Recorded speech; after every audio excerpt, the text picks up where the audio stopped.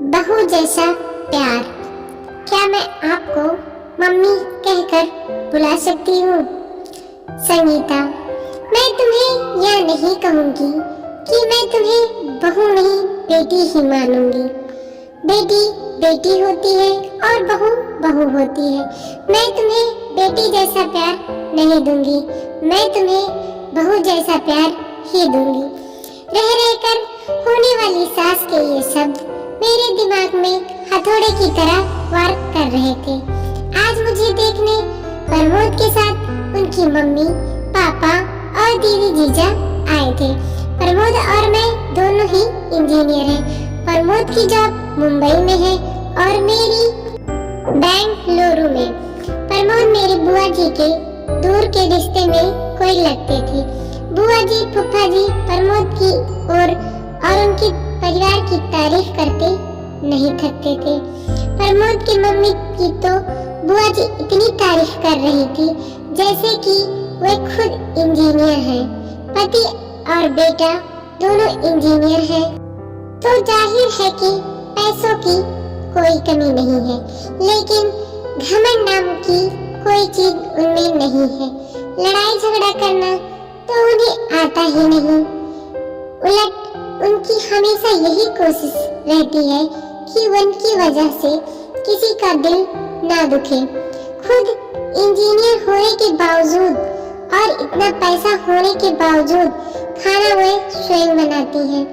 सिर्फ सब्जी आदि काटने के लिए काम वाले की सहायता ले लेती है। उनका मानना है कि खाना हमें स्वयं ही बनाना चाहिए ताकि घर के सभी सदस्यों को शुद्ध और सात्विक भोजन मिले।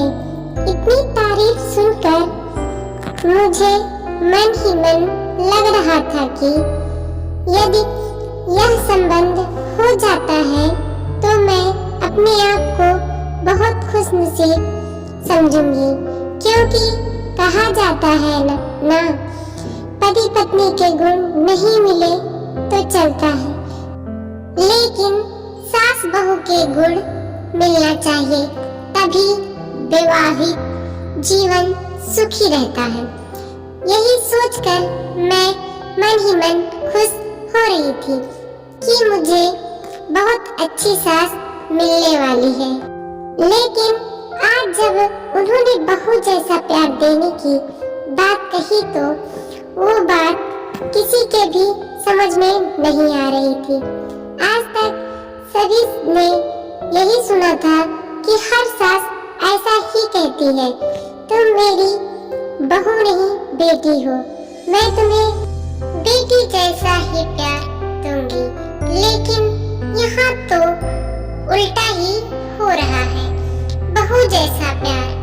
घर में सभी को आशंका हो रही थी कि कहीं वो शादी के बाद फिल्मों वाली ललिता पवार टाइप की सास न बन जाए। यदि ऐसा हुआ तो मेरा क्या होगा?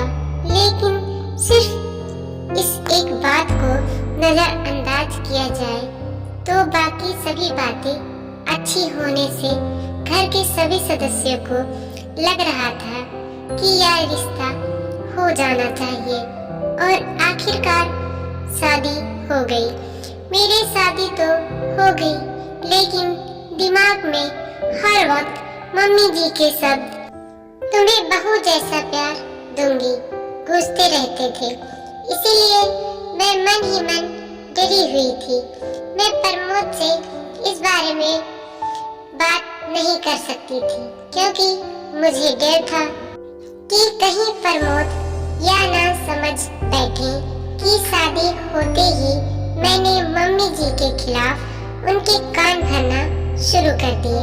इसीलिए मैंने मन ही मन फैसला लिया था कि मैं अपना हर काम इतने परफेक्शन से करूंगी कि मम्मी जी को कोई शिकायत का मौका ही नहीं मिलेगा, तो वह ललिता पवार नहीं बन पाएंगी।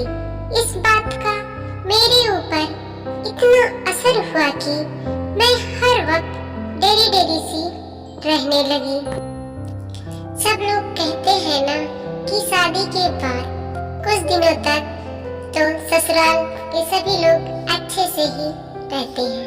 असलियत तो धीरे धीरे सामने आती है, लेकिन मम्मी जी पापा जी भी मेरे बहुत ख्याल रखते थे। हर वक्त बहुत प्यार से पेश आते, लेकिन मेरे मन में जो बहू जैसा प्यार की गांठ बैठ चुकी थी वो निकल ही नहीं पा रही थी। शादी के 8-10 दिनों की बात है। मैं चाय बनाने के लिए दूध के गंज में से दूध निकालने लगी तो ना जाने कैसे क्या मेरे हाथ से सड़सी बराबर पकड़ी नहीं गई और गंज हाथ से छूट गया। पूरा का पूरा गरम गरम दूध नीचे गिर गया। मैं इतनी ज्यादा डर गई कि पूछो मत। कहाँ तो मैं सोच रही थी कि मैं हर काम पूरी परफेक्शन से करूंगी और कहाँ ये दूध। सभी लोग चाय का इंतजार कर रहे थे। गंज गिरने की आवाज सुनकर मम्मी जी ने बाहर से ही आवाज लगाई, संगीता क्या हुआ? मैं तो इतना ज्यादा डर गई कि मेरे मुंह से आवाज ही नहीं निकली। तब मम्मी जी खुद किचन में आई।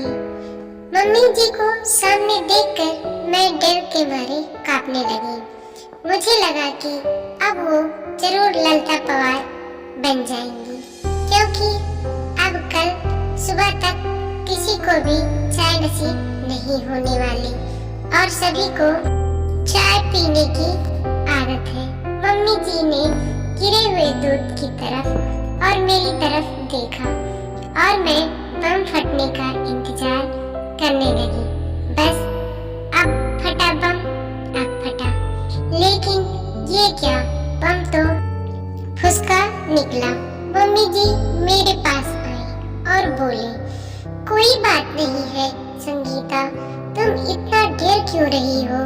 तुमने कोई जानबूझकर थोड़ी ही गिराया है दूध, हो जाता है कभी कभी, कोई बात नहीं, तुम रिलैक्स हो जाओ।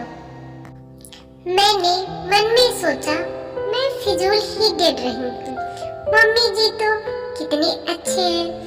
दोपहर में जब मैं और मम्मी जी अकेले थे तब वो बोली, शादी हुई है तब से मैं देख रही हूँ तुम फ्री नहीं लग रही हो। यहाँ तुम्हारी मम्मी नहीं है, लेकिन मैं तो हूँ ना। तुम मुझसे अपने मन की हर बात कर सकती हो। उनके इतने प्रेम से बोलने पर मैं अपने आप को रोक नहीं पाई और रोने लगी। उन्होंने मुझे अपने बाहों में भर लिया। अब बता क्या बात है? मम्मी जी, जब आप मुझे देखने आई थी तो आपने कहा था ना कि आप मुझे बेटी जैसा नहीं करोगी, बहू जैसा प्यार। हाँ कहा था, तो बहू जैसा प्यार करूंगी। ऐसा कहने पर भी आपने आज तक अपना सासूपना नहीं दिखाया और मुझे डांटा भी नहीं।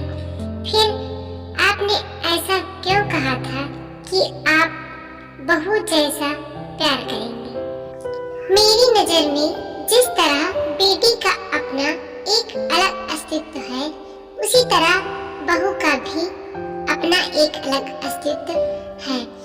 मैं बहू को बेटी से किसी भी मामले में कम नहीं समझती, इसीलिए मैंने कहा था कि मैं तुम्हें बेटी जैसा नहीं, बहू जैसा प्यार दूंगी।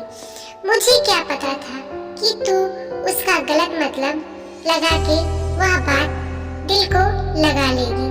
चल अब आंसू पोंछ, नहीं तो मैं सचमुच फिल्मों वाली ललिता पवार बन जाऊंगी।